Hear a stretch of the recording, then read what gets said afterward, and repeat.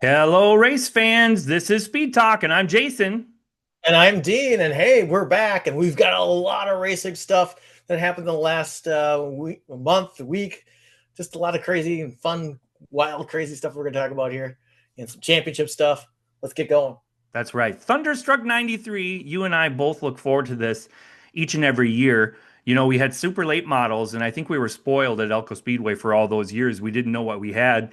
We lost them 2017 or so. Finally came back a couple years ago, rained out one that one time, came back last year with the Thunderstruck race and the ASA Midwest Tour. And Dino, I like super late models. I was reminded once again that this class is just so awesome. Yeah, you can close your eyes and you can tell they're super late models. They've got that throaty late model deep sound there, and man, they have a little more power and a lot more tire on them, and boy, they can wheel around the racetrack, and it's always fun when they come around too. And starting to remember some of these newer guys here that we had last year. We were trying to familiarize with some of these touring guys because we hadn't seen them in a while, and there's a lot of new younger drivers that are stepping up on the tour and stuff. Of course, the Elko guys always seem to hold their own when the tour comes to town. That's for sure. Well, and one of the cool things about Thunderstruck is that, you know, this on-track autograph party is one of my favorite things. They do it for ARCA, but it's even better for the Midwest Tour because all the drivers go out there and the super late models are out there and everyone just hangs out and talks, you know? And then the cool thing this year that all the cars left at the same time, and I got a video of that. So I want to show it to you, Dino, because I really got a kick out of it. All the cars leaving the track at once. So I don't know. Can you see that? I can see that. And you were safely out of the way. So there's Fredrickson's car there, Yep. Stalker coming by, and then just all the cars exiting the track is just so cool. There's a Thunder car right next to a super late model. You can kind of see how they look together. And they're all just moving by, you know, from the beginning, especially that Vandergeest car. Boy, is that a cool looking car. Oh yeah, That was really. so much fun to do that. It was fun. We should have had them do before they went off the track. Do one parade lap all the way around. It'd be really cool. We'll do if that we next can, year. maybe we can work that for next year. We'll see how that goes. That's for Well, sure. one of the Always coolest fun things. things about Thunderstruck is the trophy, right? It's known in super late model realms as being like the coolest trophy around. And I got a picture of Ty with the trophy right there. And of course, spoiler alert, Ty Fredrickson wins the race. Yes, It's yes. just it's so Most cool people with that kind of knew that. trophy. That is, it's great. It's nice, and every year it's a little different too. And they closely guarded a secret there, having the design every year being a little different. So don't really see it until race day what it looks like. And yeah, it's quite the collection. When you look at all the pictures over the years, there's some gets some pretty wild stuff. And they're not just something you hang on the wall. It is a fully functional electric guitar too. So hopefully some of these drivers, if they don't know how to play guitar, maybe they take some lessons and learn how to play it because you can actually play that guitar. There's the winners right there. So there's Ty Fredrickson, 16 years old. As you said, first father-son duo to win Thunderstruck. We've got Casey Johnson, who had a really good run. Actually, the battle with Jacob Goede and Casey Johnson right before the break was epic. That was really cool. Back and forth, back and forth. They just kept trading positions there. One would take the lead in one part of the lap, and then the other one would take it back, and they just kept swapping back and forth. Very even. I mean, it was kind of fun to watch the battle for second. Ty was kind of off on a rail there by himself, and so we were just watching him work traffic. But watching those two battle for second, it was incredible to watch. And they didn't wreck or anything either, so that was the other good thing about that race. Yeah. You know, I put up a little thing on our website, racefansradio.blogspot.com, or you can go on Speed Talk on 1360.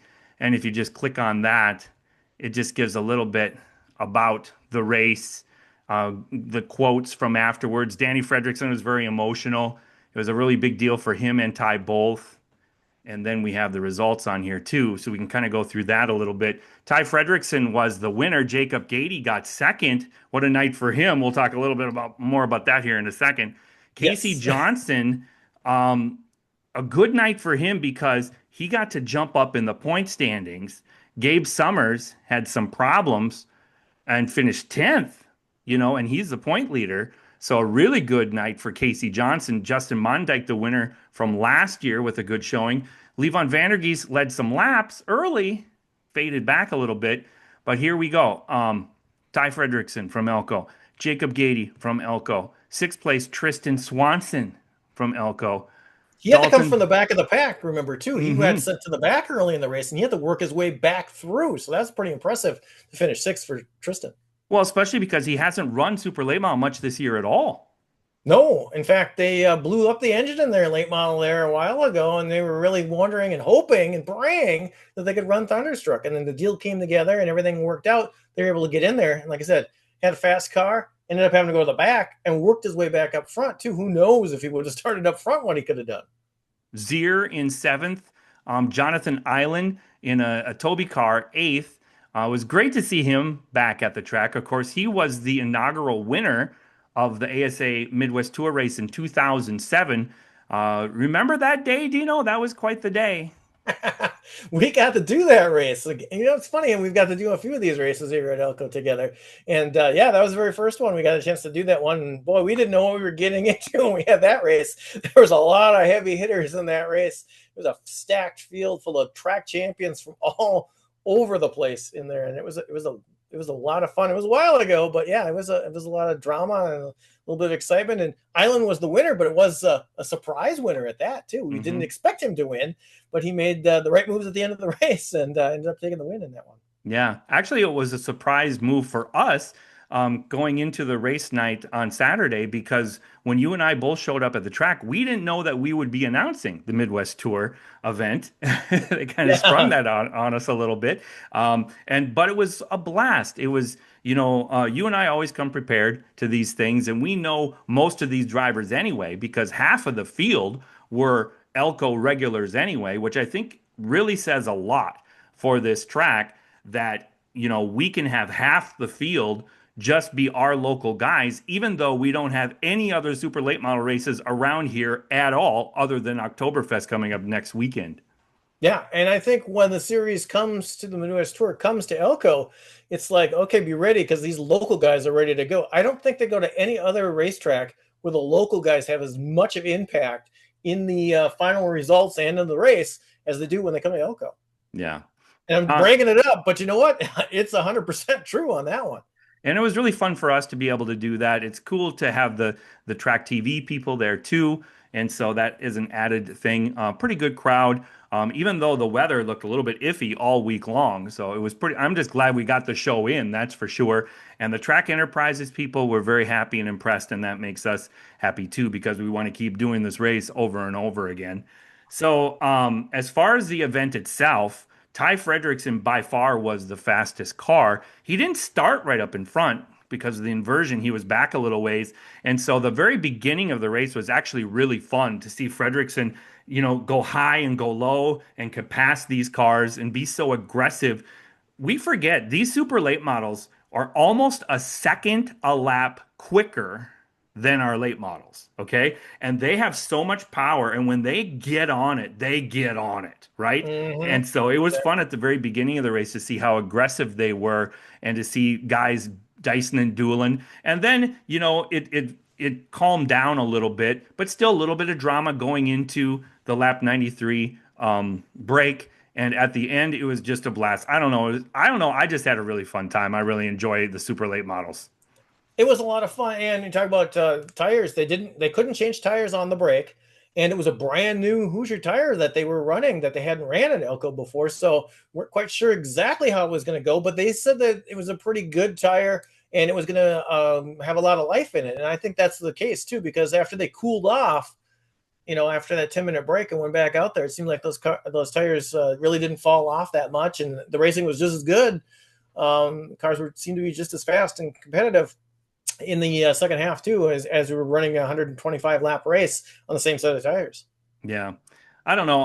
I had a really good night with that, but it wasn't just the super late model ASA Midwest Tour that caused the drama. It was also some drama in the late model division as Jacob Goede was running for a national title. And coming into the race night, um, qualifying was important because Jacob truthfully didn't want to start right on the pole. because No. he wanted to get some bonus points just in case his rival got more bonus points than him. So coming into the night, Jacob had just a very small advantage. What was it? It was just like a 2 point lead. 2 points, yes. It was just Yeah. two. And so the person he was racing against is 17-year-old Chase Johnson. And he was starting at the back of the pack where he was racing. And so he could have gotten 4 bonus points, right? Right. And where Jacob was starting, he could only get 2 bonus points. Yeah. So So that played into that. 100%. potentially, if Chase would have won and Jacob would have won, they would have tied, right? And then Yes. they go to a tiebreaker to see who had the most wins, and Chase had the most wins.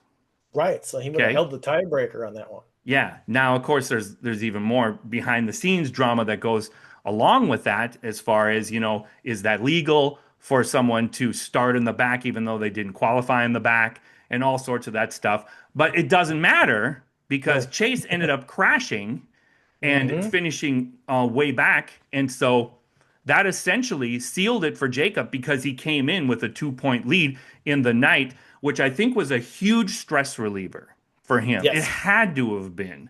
I mean, I Hmm. don't care if you're Superman, you are going to feel the pressure of this chance for a second national championship. And so Jacob could just go out there and run free, but he didn't know that Tim Anderson was going to have the run of his life.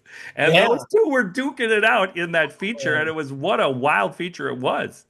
yeah, first of all, we'll go back a little bit before the race there. We kind of heard right as the race was beginning that we kind of knew what had happened out on the East Coast. They're a little bit further ahead. And so we kind of thought, ooh, this is, we're confirming to make sure this is what we're hearing is true about the other driver crashing. And it's like, well, looks like a lock now for Jacob, but we're not going to say anything until we, solidify things here. And then the race came, and Jacob, I think, had an idea that the pressure was off, but he still wanted to win the thing because remember last time when he won it in 2019, he won two features that night. And so he wanted to obviously want to win a national championship. You want to win the race that night. That makes it even better all the way around. And that's where it came into the end of the race there. And those two cars battling out onto the last lap, final corner, a little contact, little sideways action right at the line. And the 72 crosses the line in first. I mean, it was drama that you couldn't write this kind of script out like that. Jacob ends up sliding up sideways, crashing into the turn 2 wall. I didn't even get a chance to drive to victory lane or anything like that. So it was lots of excitement and a lot of craziness going on. And I'll tell you what, a great season capped off with the win there for Jacob Goede. We've had Jacob on our show many times. Class act all the way around. Very small team. They're not a big team that shows up with a semi and extra cars and stuff like that. They're a very small team. But boy, they accomplished a very big feat this last week. He, won races at the Dells. He won races at La Crosse. He actually, during Oktoberfest, he might win a championship at La Crosse. And so his season isn't done over there. And he won 5 features at Elko. And you got a chance, you and I got a chance to talk to him after the races. And I thought you did a really good interview with him, which you could find on our Speed Talk on 1360 Facebook page. And Jacob said that when he came over to his Elko season, he said, I probably are going to have to win 5 features in these last 10 to win the championship. And guess what? He ended up winning 5 features of the last 10. So, I mean, he was seeing this ahead of time and he knew approximately what it was going to take to win this championship. So, very calculated the way he is. And, I could tell that he was emotional, Oh, saying, yeah. this might be my last chance at running like this because Oh, he's yeah. got other priorities. He's got those 3 girls at home. They're all getting older and they're all playing softball and they're racing the quarter midgets at Little Elko. And he doesn't feel the stress of that. He Mm-hmm. enjoys it and he Yep. wants to be around them more and help them more. And he knows that it's difficult on the family and the commitment that it takes for him to run the way he does for a chance at a national title like this. I think he wants to step back a little bit, maybe do a little bit more super late model stuff or maybe some touring stuff and step back from this weekly grind especially running multiple tracks like this. So, long story longer, this might have been his last chance at winning a national title, and he did it. Yes. And, look at how many drivers are in that national points race, too. There are a lot of Over a drivers thousand, in there. over Yes. So 1,000.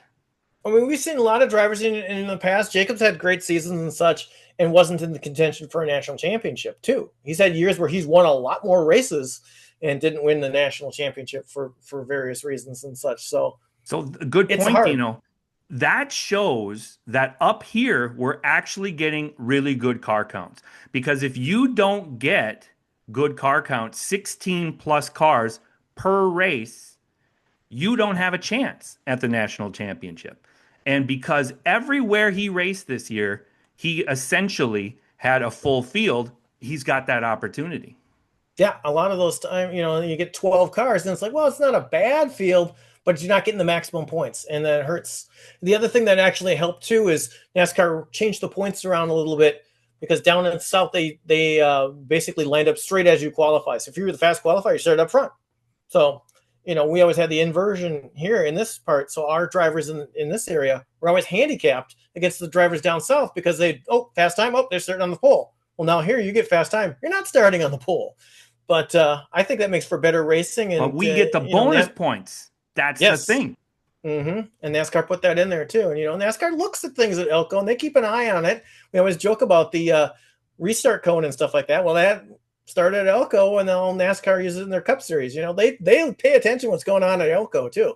Well, and So believe it or not, they also made that other change. Like you said, remember Goede when he won the championship in 2019, he won both features that night. They made a change this year where only the first feature counts for NASCAR yes, points for yes. on the final night. Mm-hmm. So, So yeah, and thank goodness for that, because look what happened on the second feature. Jacob didn't run it because the car was he yeah. had crashed it. He didn't have anything to prove at that point, and he just kind of put it in the trailer and said, "Okay, we're done. We won the championship, and that's fine." He didn't have to race. Could you imagine if he had to race in the second one? Well, That would have been a really crazy, he probably would crazy have brought a scenario. backup car or he would have used someone else's car. But yeah, he'd be starting at the back of the field, Mm-hmm. you know. Yeah, it was actually a really fun night. There was a lot of stuff. Maybe we can go through what happened that night. So Jacob Goede, Tim Anderson ended up finishing second. You can see the screen, right? Yep, got it. Yep. And so that was quite the epic battle with Anderson getting into Goede there after the start finish line. They were just Mm-hmm. going for it. They were just going Yeah. for it. Yep. And look at Yep. that big field of cars, which is pretty impressive. You see this guy? Yeah. I Tim haven't seen that name Olson. in a long time. Tim Olson. Yeah. Man, great to have him there. Not in the 79 car for a change, too.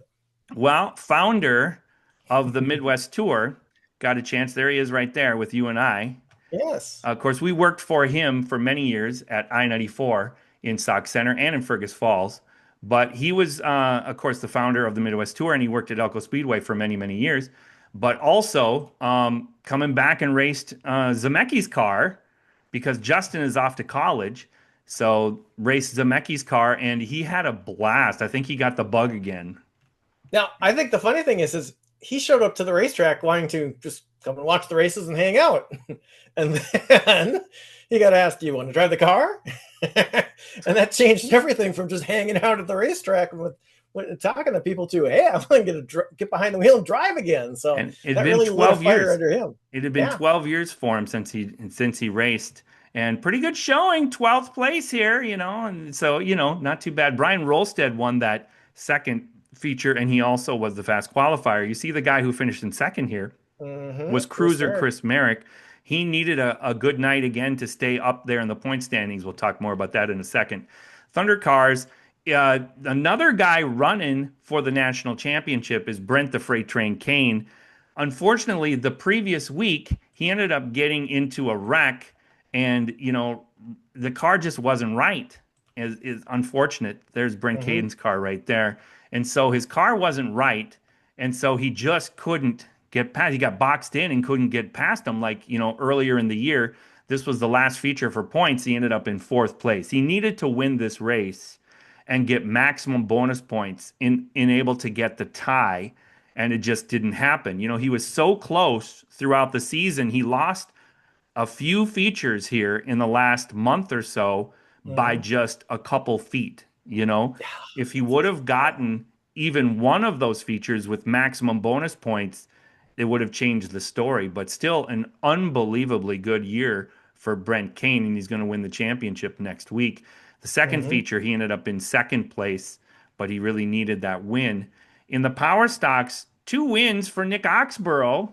What an awesome season he's had. It's too unfortunate he had those mechanical problems at the beginning of the year. Mm-hmm. Yeah, Um, that car's when it's running, it's fast. yeah, I'll tell you, it's one he's to he, watch out for. he's had that car forever, and he loves that car. It always does well for him. Mike Stair. The funny thing is, Oxborough's not going to win the championship this year. He has like 7 wins. The Yeah, the the season a couple years ago when he won the championship, he had 0 wins, yeah, right? But that's because they qualified, and he always qualified so well, so he finished back so far, and there was a bigger field of power stocks. But he finished second like 8 times that year. oh man, Mike Stair finished second and third, and the main thing here is he finished ahead of Jimmy Jorgensen in both of the races in the power stocks. and they're battling for points. And when you're going to finish ahead of the guy that you're running neck and neck with in points, that's always a good thing for Yeah. you. Unfortunately, if you're the guy doing the chasing, that's not good when you're finishing always behind the guy you want to get ahead of. Now, another unfortunate thing was there was a lot of wrecks. There was Oh a yeah, lot of wrecks. yeah. And this is a really bad one right here. So that's Gary West's car.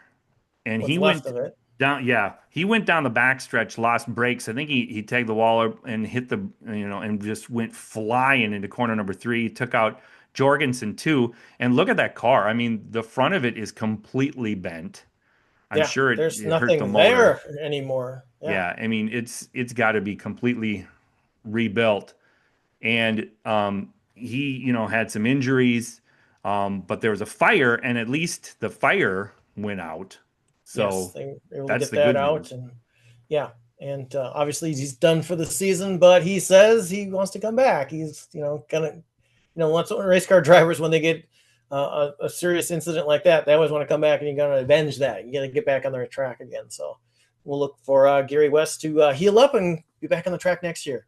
The Thunder cars have been so much fun this last year, but the thing is about the Thunder cars is when we have these full fields of 18, 20 cars, we're ending up getting a lot of wrecked cars night after Mm-hmm. night is the Been thing. very intense, very intense. Yes.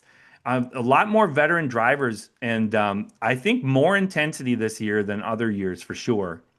How about Brent Kane with 6 wins, 21 features, 20 top fives in, Wow. in fields of 14, 15, 16, up to 20 cars a night. So Mm. very impressive. He ended up second place in the national points. So incredible. Tommy Sorm, also a very good year, second place. Now he is 101 points behind. And the reason why that's important is because you can score a maximum of 102 points in a race night. So I could not write that Brent Kane had wrapped it up early because technically he has not wrapped it up early, but he would have to get DQ'd both races or not be at the racetrack, Yeah. essentially. And Yep. Tom Sorum would have to get maximum points to beat him on the final night of racing. So it's not 100%, but it's like 99.5% or Yeah. higher. Yep. So 3 wins for Sorum, 3 wins for Jimmy O'Mara, who announced that he's going to be running a little late model stuff at Oktoberfest, which is pretty cool. Yeah, he's excited about that. I'm excited to see that too. He's had a great year this year. Yeah. Matt Weebush, a couple wins. Novak, a couple wins. Conrad, didn't run the beginning of the year, but he looked really good at the end of the year. Conrad Jorgensen with a couple wins there too. Ben Gannon with a win. And so, it's been very competitive in the Thunder cars. Even though Brent Kane ran away a 100-point victory, a lot of different winners this year. Novak with a couple Couple wins. couple drivers without wins though, very Hmm. surprisingly in the Thunder cars too. You can scan back down there, and two drivers that have won a lot in the last couple years did not win any this Well, year Julie so far. Jorgensen and Taylor Yes. Goldman. And I always think that those two are always, a threat to win at any night. They're always right there, but they just haven't had that lucky break at all this year. Sometimes you need a little luck too, and they haven't had that luck get the victory lane yet. There's still one more night of racing, so maybe they can do it on the final night of racing. So it's not over yet, but boy, it's kind of rough coming in the last night of racing without a win. That's for sure. Well, the thing about a win is, we saw this when we were racing dirt back in the day, is that it re-energizes everyone on the crew and even sponsors and stuff. When you can promote the next year and you show them a picture of you in victory lane, that helps get more money and it helps people coming over.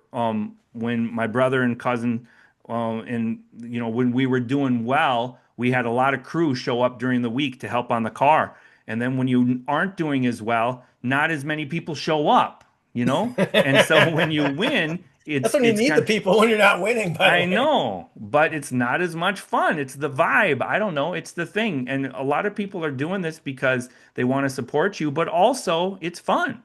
And so Yeah. when you're not winning, it's not as much fun. No. So it kind of snowballs both ways. How about the Hmm. late models here? Chris Cruiser Merrick with a 46-point lead over Chad Wallen. Grant Brown and Chad Wallen have had this great rivalry for second place all year long. Owen Giles in fourth, Billy Moen in fifth. Unfortunately, he got in a bad wreck. We've wrecked a lot of race cars here in the last couple of weeks for sure. Hmm. Then we And talk about then, drivers with no wins. Chad Wallen. There's another yeah, driver. He's fast. He's a qualifies right up in the top all the time. He's running up in the top. He just can't get the victory lane either. Boy, there's a guy who wants to get the victory lane as well. well, Jacob Goede will tell you on his 10 championships, qualifying is worth a lot at Hmm. Elko, and you have to be a good qualifier if you're going to win the championship. Now, Chris Merrick has been the best qualifier this year, but he has 3 wins too. But look at the top fives. They both have 12 top fives, Hmm. and that's why they're 1 and 2 in the point standings. Owen Giles, Billy Moen, Steve Anderson Jr., Jeremy Wolf, Dylan Sellner, Tim Anderson, Ryan Varner. So Jacob Goede missed half the race nights. He had raced 9 times, and he's 12th in points. Not too 9 out of bad for 21. being there. 9 out of Wow. 21. So, and I don't think he's going to be there on Saturday. So, Yeah, he's going to take a week off and get a little prepped up for Oktoberfest coming up. so then I think some people will probably be doing practice there, maybe too. Usually the last race night does not have huge car counts, which is probably good because we have so many things on the docket. It's probably going to be Yeah, crazy. there's a lot going on. We'll Oh my hit that gosh. here a little bit here too. There's a lot of stuff going on So how about the besides power the racing. stocks? Mike Stair has never won. He won those 2 championships at Raceway Park and the Bombers, but he's never won at Elko, even though 3 times he had the most wins, but he's never won the championship. It's always been something. This year he's been great.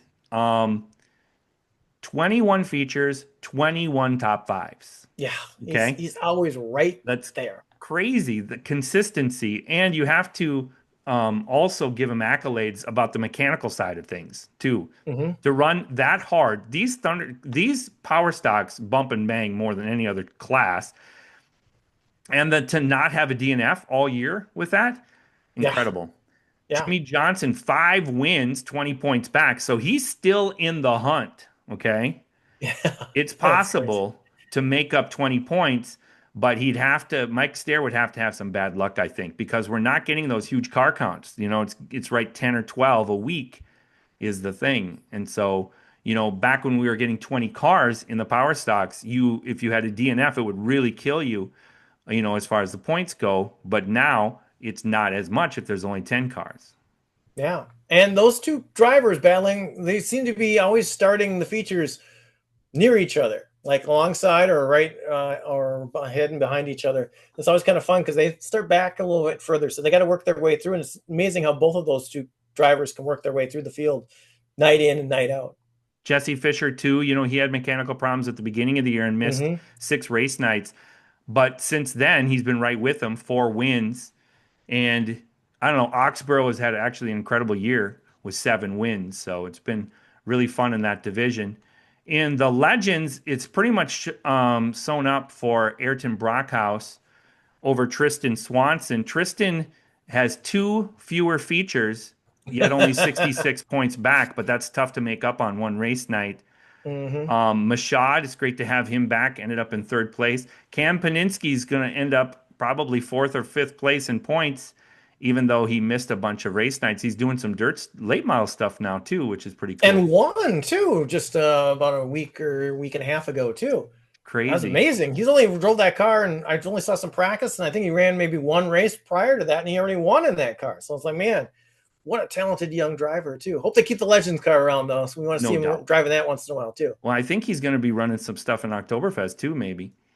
Yeah. And then the Bandos is unofficial here. I'm not exactly sure what they're doing with points on that, but as far as what they have on the website is Mason Westfall has a 14-point lead over Dubrava. I know Christopher Flynn is in the hunt as well, and so I'm not exactly sure what the scoop is on the point standings for the How about the Bandos. bandos this year? Man, I Oh, they've mean, been very entertaining.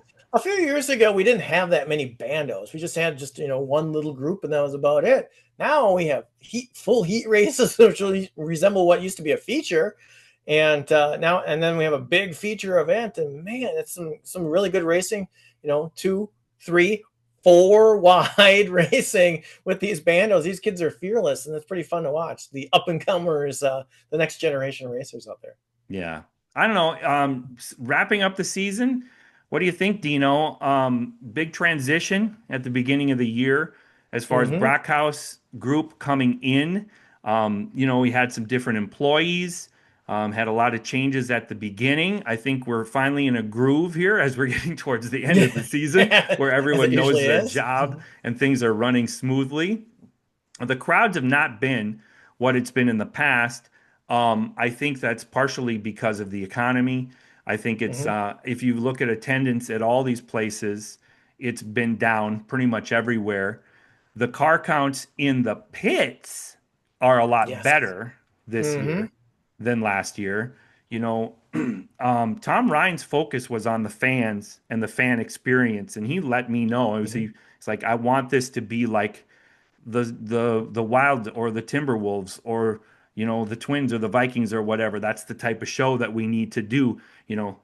No downtime. Bing, bing, bing, bing. It needs to be like that. Loud music, lots of entertainment. Where the Brockhouse Group has are racers. Okay, so they're more Mm-hmm. focused on the racers. That is their focus to make it good for the racers. And so it's just a different focus. We've been running a little bit later. The program isn't quite as tight. And so it focuses a little bit more, caters towards the racer a little bit more than the fan. And so it's just a little bit of a transition. Me as an Mm-hmm. announcer, I do whatever the owner wants. Yeah. I work for them and they set the focus and I try to help them achieve that. And so Mm-hmm. for me, it's been really fun, to focus a little bit more on the driver. If you've seen the advertisements in the past years, advertisements have been all the motorcycles and the monster trucks and the jet cars and the bands. If you saw the ads this year they took, it was 80% race cars in those Yep. ads.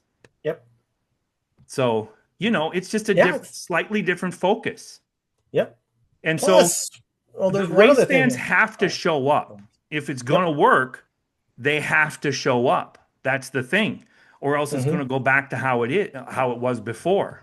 Yep. They've added events like the Drifters. Never did that before. Oh yeah, we've had them at Eva Destructions, but never a full weekend event.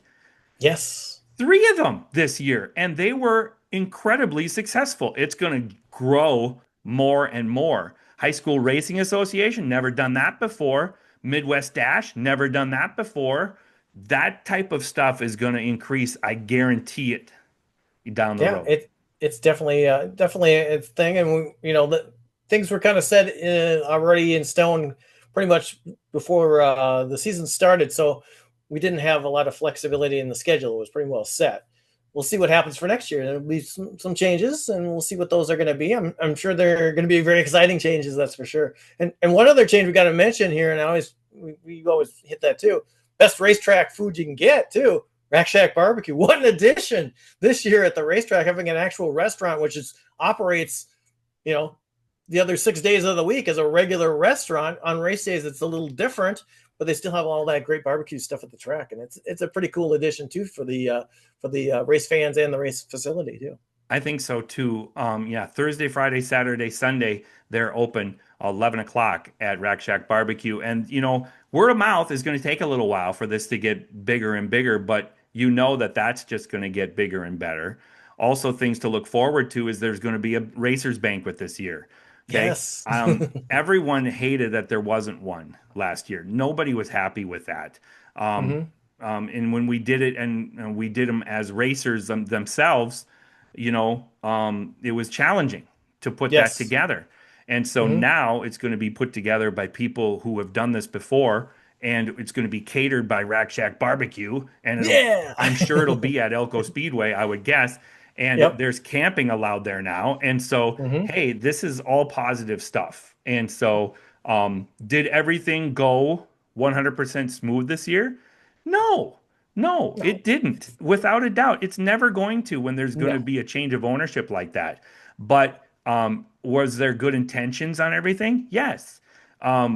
It's going to be a couple bumps in the road, but I think the attitude was great. Um, Hmm. and I don't know, there's a lot of people hanging around more at the track than before. I thought it was wonderful, and it's got a really good vibe, and I can see it only going up and getting better. And just from my perspective, I love being at the track now. It's really cool and it's fun, and so it's a little bit less pressure. The racers, I think, maybe Hmm. are feeling a little better about things, especially when you put 20, $30,000 into a race car. You want to know that this is going to continue, right? I No, mean, it's exactly. hard to put that investment and that time. This is a big investment, money and time. And if it has an uncertain future, yikes, that's hard to justify. Now there is a certain future, and I think things are. It's easier to put that money in the race car and make that investment. And I noticed that vibe too. Even from the beginning of the season, the around the pits, the drivers had a different kind of attitude and excitement too. And the drivers are also they like to be heard. They have suggestions and they have obviously they'll have complaints too, but they want to be heard and they want to have those taken into consideration. And with the new ownership group, they're looking at a lot of things, and they pretty much everything's on the table to be looked at too. So someone makes a suggestion, and they're not going to say, "Well, no, we don't want to do that." We'll look and see. Maybe it'll work. Maybe it might not. But they're willing to try some different things, as you mentioned, new events. I would imagine next year that we'll probably see some new and different events going on. Maybe a different type of schedule than what we've seen. Hopefully, we'll see. Obviously, Thunderstruck was very traditional and successful thing. I would expect to see that back. The Midwest or the ARCA Menard series too. I would expect to see them back as well too. And I'm excited about it. I know a lot of the fans, talking to just some of the fans, on nights when I'm not in the booth with you, I'll be sitting in the grandstand like with everybody else, all the other fans too, hanging out too. And I noticed that vibe too, that the fans are getting pretty excited about those things going on as well too. There's a lot of good chatter going on, and that's And always a great thing. yeah, and when our premier divisions are increasing car count, that's a good thing. And so late models and Thunder cars increased throughout the year. Legends cars, they can put on a good show with 14, 15, 16 Mm-hmm. cars, and they're always going to be a good show. When you're three wide and you've got really fast cars busting through the field like that, it's always going to be entertaining. Like you said, the bandos were very entertaining this year. And I think we saw skill level go up in the bandos. I thought it Mm-hmm. was a really good Yes. idea to do the beginner bando races Mm-hmm. because when you've got an 8-year old competing against a Yes. 14-year-old, Yep. it's really hard. It's really hard. Like Aiden Kubacheski, when he first started, spun out all the time and was really Mm-hmm. having a hard time keeping up. Look at him now. He's competing at the front, and it just takes a couple years. And so if you can slowly work them into it and not scare them to death right away Mm-hmm. by doing this beginner bando feature event, I think that's very positive. And so things are looking up. Now, the power stocks, there's been rumors about maybe rule changes or whatever. I don't know what's going to happen on that, but we'll just see. And that that's a passionate group of drivers, Oh yes. and they are hard nosed. I know that Stair is moving up. Yep. Um, And and he's already ran some races in the yeah, Thunder cars. We've seen that already this year. He's kind of testing the waters right now. Main emphasis on the power stock, but testing out the waters with the Thunder car too. it's always going to be an entertaining division no matter what they do too. So we'll see what happens there. So that's all I got here, Dino. Well, we got one more night of racing here. We Yeah. should probably Oh, I talk about know. all the stuff going on with Oh my that because God. there's many. We talked about the championship stuff. We talked about drivers that are looking for a win that haven't got one yet. And trust me, if you haven't gotten a win and you're used to winning several races a year, you're really going to try awful hard to get one on the last night of racing, even if you're not running for a championship. You want to end the year with a win because that win will last all winter long. So they are going to be a couple drivers out there, and we just mentioned a few of them there that are going to be looking for that win, and they really want that one. That'll put a cap on the season, and they'll go, you know what, it wasn't a great season, but at least we won a race. Hmm. So look for that to happen. But there's many other things happening this week. It's kind of like the full program here. We got all the championships going on. We got all the classes going on. Plus, we've got the drifters, which we've mentioned. Yep. Um, Bigfoot is coming back. Bigfoot. Now, what a thrill for us to have the most iconic monster truck in all of monster truck competition to be at our track about half a dozen times in the Yes. season. So that's awesome. But Bigfoot is also bringing their jet truck, which is called Yeah. Magnitude, and that's going to Yes. do a meltdown. If you've never seen that before, you can't even explain it. You have to experience it. You sit out in the crowd and you can feel the heat off it, and it's way over there somewhere, you know? Yes. Videos and people's phone stuff, it doesn't Yeah. do it justice. You got to No. see it, feel it, smell Yeah. Oh my it. gosh.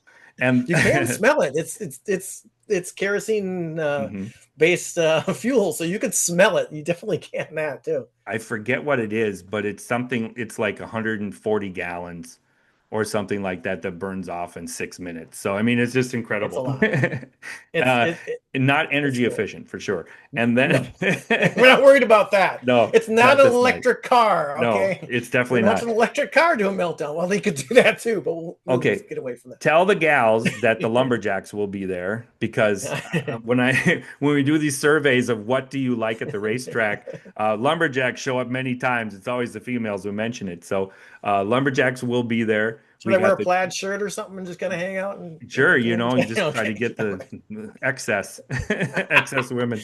Yeah, So right. so the drifters, monster truck, jet car. We've got the lumberjacks. We also have, of course, the school bus races and the spectator drags, which we do every time, but Yep. also figure eight trailer race, which is Yes. epic. It's the most crazy race of the year every year, and Al takes all winter to clean it up. Yeah, there's parts and pieces and Yeah, stuff. I always like it when the boat, there's always a boat, and it yeah. only lasts about a lap, and somebody hits it and it goes Well, it's like a all the way target. across the And track. what you do is you drive around, you Mhm. try to knock the other person's trailer off. And It's usually, part demolition derby yeah, and part figure eight race. and I'm standing in the infield because I need to try to, determine who's the winner by crowd response or whatever. My goal is to not get run over. I got to stand on top of that hill just because I don't dare stand anywhere else Is it because safe up there though? I don't know if at it's least safe I'll there see him either. coming. I could jump off. But It's a wild thing here. And then, yeah. of course, did you mention the fireworks too? There's Oh, fireworks too. fireworks at the end of the night Yeah, too. then after everything else, after we've blown up things and melted things and crashed things, we're gonna have explosions in the sky too, fireworks too. So man, Yeah. you can't ask for more. I mean, boy, that's a full night right there. So Hmm. yeah, I mean, it's a good way to end the season, that's for sure. Yeah. And like I said, looking forward to next season and all that kind of fun stuff. And always a blast when I get a chance to work with you. I get a chance to do it 5 times this year, man. That was most we've worked together in quite a few years. That was kind of nice. We usually Yeah. do a couple, 2 or 3, maybe 4 races, but we did 5 this year, and it was a lot of fun. And hopefully, I'll be back to do some more with you next year. We'll see how that works out. And it was a fun year. One more race to go, and there's other racing going around the area too. Who knows? Jacob Goede hinted that maybe going to the snowball derby, and we Yeah. can watch that one on TV this winter. And it'll be kind of fun if he decides to do that this year. Maybe he'll do it next year. Who knows? I Be kind of encourage fun to see people what that does. to buy that track TV. It's $30 and you could watch the Elko race. Oops, sorry. You could watch the Elko race. Thunderstruck is on there recorded, but then also you could watch all the Oktoberfest, all 4 days of Oktoberfest is on that, and then you can cancel, and it's $30. They even admit it. They're like, it's fine if you do Yeah, that. So I mean, yeah, that's what I do every year, and yeah. because I don't need to watch it all winter long. There's not a lot going on, but and then also we do have the audio of us on the SoundCloud. So if you go on, just Google Speed Talk on 1360 or racefansradio.blogspot.com, and there's the ARCA race of you and us doing the race call, and then the ASA Midwest Tour race is on there as well. And that was really fun to listen back to. I'm glad we got a chance to record that and do that. And then also your interview with Jacob Goede is on our Yep, that was a Facebook lot of fun page. too. Yep. Yeah, that was a really good interview afterwards, and so I'd encourage people to check that out in the off season as well. And also, my race stories are now on elkospeedway.com to find me right Yes, away when I write them. finally. Hey, you can So, check it out right there. progress. So, Yes, yes, we're working on that too. Who knows when we'll be back here with another one of these videos? You yeah, never know when it we'll was pop fun up. to it was fun to do the videos with you this year, Dino. So we're gonna probably do one in the off season a little bit, and then when we preview 2026. Yes, we'll have all kinds of stuff. We'll have a new schedule to talk about, and who knows what kind of events? There might be events that we might not even know anything about yet, too. So it'll be Maybe fun we to could see. even make a little trip to Charlotte, maybe to see Jacob Gade's car down at the NASCAR Hall of Fame. Could be. Never know. Maybe, We'll see. maybe. Maybe, I wouldn't maybe. mind We'll going to see. Bowman Gray Stadium. So Yeah, maybe we might do something check like out some that too. race You shots. might see us on the road Yeah. somewhere So doing a speed talk show. You never know. yeah, So stay tuned. Watch social media. Obviously, you found us on this, so you'll find us when we pop up with a new one somewhere along the line during the off season or preview to next season for sure. So that's coming up here. So been a fun year of racing. Been a fun year doing these things. And I thank everybody for watching these. This is yeah, great. I've gotten a lot of feedback. Like I said, when I'm not working with you in the booth, I'm hanging out in the stands, and I get feedback from hey, I saw your video, that was pretty cool, and all that kind of stuff like that. Especially when we figured out how the points work, that was probably a really good one because we actually explained something which is hard hmm to explain, and I think I actually understand it now after hmm we did all that trying to figure out how that works too. And you know what? That kind of was important that we did figure that out back then, wasn't yeah, it? because it was so close. It ended up being so close for both Yes. Brent Kane and Jacob Gade. All right, everyone. Thanks for watching. I'm Jason, I'm Dean, and and we'll we'll see see you you at the at the track. track.